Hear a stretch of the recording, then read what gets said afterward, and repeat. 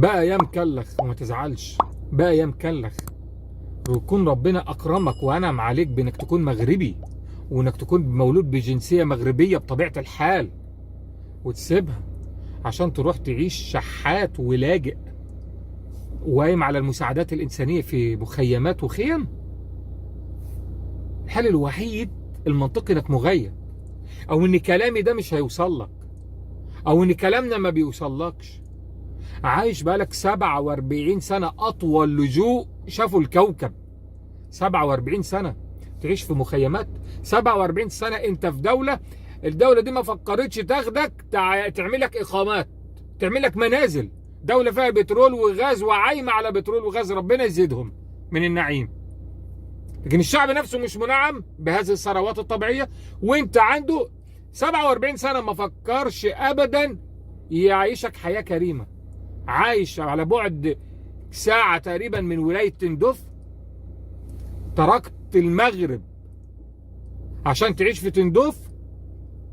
يا مسكين 47 سنة، يعني لما تلاقي فيه شاب عنده 20 30 سنة ما يعرفش حاجة عن المغرب، ما يعرفش حاجة عن أي حاجة.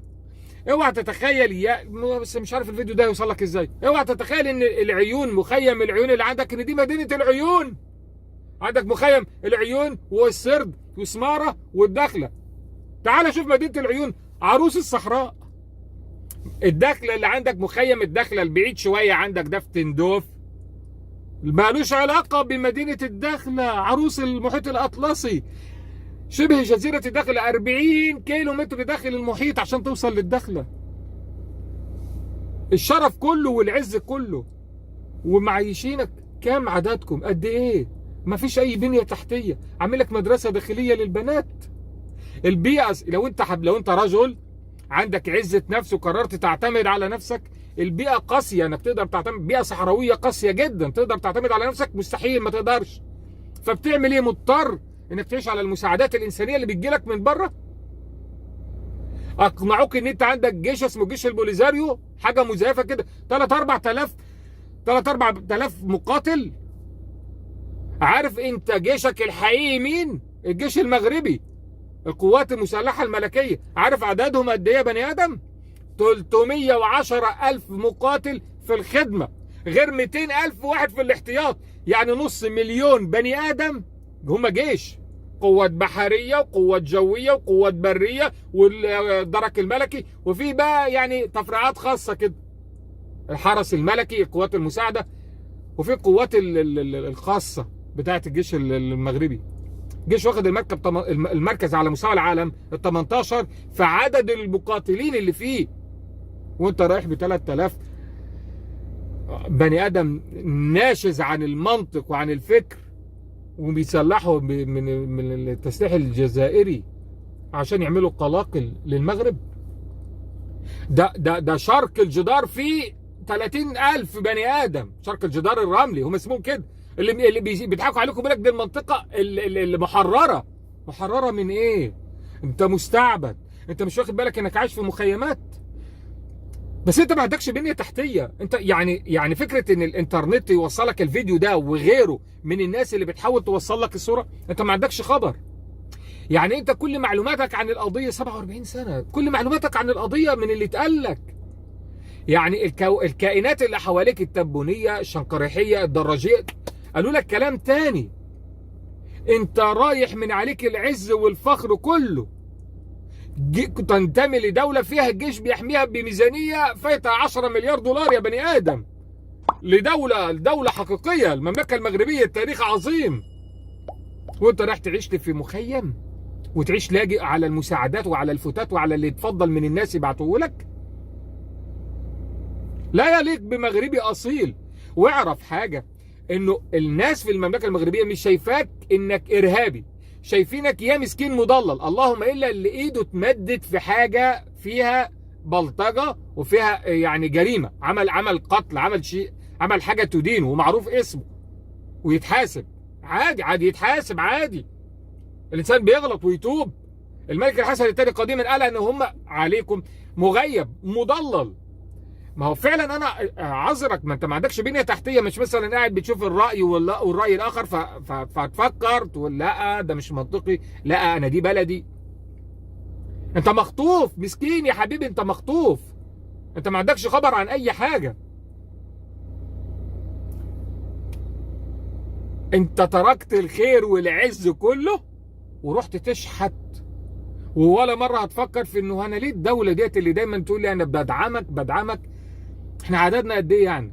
دوله بحجم الجزائر مش قادره 47 سنه تعمل لنا اقامات، تعمل لنا حاجه ادميه نعيش فيها، عايشين على المساعدات الانسانيه. ليه؟ عددكم قد ايه؟ كدوله جزائر يعني لو هي واخده القضيه على صدرها قوي يعني وناويه تعمل حاجه، والله العظيم عبث. بس انت لو هربت مره، رحت تتفسح في تندوف على بعد ساعه كده، فقعدت في سايبر نت، معرفش كان سايبر نت هناك ولا لا، او رحت تلمسان او وهران او الجزائر، مدينه الجزائر، وقعدت في سايبر نت، وصل ليك الفيديو ده، لعل وعسى يحرك حاجه عندك، خد بعضك وارجع. ارجع والله لا تجد. وانا مش مغربي، شوف سبحان الله، انا مصري، فخر شديد ان الواحد يكون جنسيته مصري، سبحان الله. وما تلاقيش ابدا مصري يقول انه بيتمنى يكون في بلد تانية، ولكن انا محظوظ انه انا جنسيتي مصري، فبفتخر جدا، الفخر كله مصر. مصر بلد الانبياء ومذكوره في القران، فيها مناطق ذكرت بصور في القران، يعني سوره الطور، جبل الطور عندنا، والتين والزيتون وطور سينين، ربنا بيقسم بجبل عندنا في مصر. ربنا كلم موسى في مصر، سيدنا موسى ويوسف ويعقوب وابراهيم وانبياء كتير كانوا في مصر، وعيسى كمان. ولكن انا محظوظ لايه؟ انا جنسيتي مصري، فالفخر كله. عشت بقى عايش حاليا في المغرب، فالعز كله سبحان الله. انا هذا من فضل ربي، انه انا بفضل الله انا ميسور الحال، سواء في مصر ولا في غير مصر، الا انه بيصعب عليا وبيبقى فيه انت مغربي، ربنا انعم عليك نعمه ربانيه، انت ولدت مغربي. وحالا اسمع الفيديو بتاعي حالا، خد بعضك وسلم نفسك للسلطات كده في المملكه المغربيه، واقف على الحدود قول لهم انا مغربي عايز ارجع. والله لا تجد احضان دافئه، لا تجد قلب رحيم، لا تجد ناس خايفه عليك وبتقول لك مرحب، وهتعيش معزز مكرم اكتر من اللي اصلا عايشين بطبيعه الحال، لان انت كنت مسكين، كنت مضلل ومغيب. بس الصوت ده يوصل لك ازاي؟ ما اعرفش والله. حاجه من الحاجات اللي تقف حيران جدا قدامها، ازاي تقنع الناس بالشيء المنطقي؟ يعني هو اصلا المنطق عنده حاجه تانية، هو اتلعب في دماغه. يا جماعه 47 سنه اطول مخيم في العالم، اطول فتره لجوء حصلت في الكوكب، وكل الفتره ديت ما تبدلتش المخيمات، ما تحسنتش الحياه. الجزائر ما قالوا لهمش زي مثلا المصريين ما قالوا للسوريين ده انتوا اخواتنا والارض ارضكم والبلد بلدكم. ما تعاملوش معاهم على انهم مسلمين وعلى انهم عرب، غير خدوم تجاره، عمرهم ما هيخلوك ترجع. بيربحوا فلوس واموال كتيره جدا، وشوكه في حلق المنطقه، عاملين بيها ازمه وخلاص، وانتوا عددكم كله يتلم في مدينه واحده.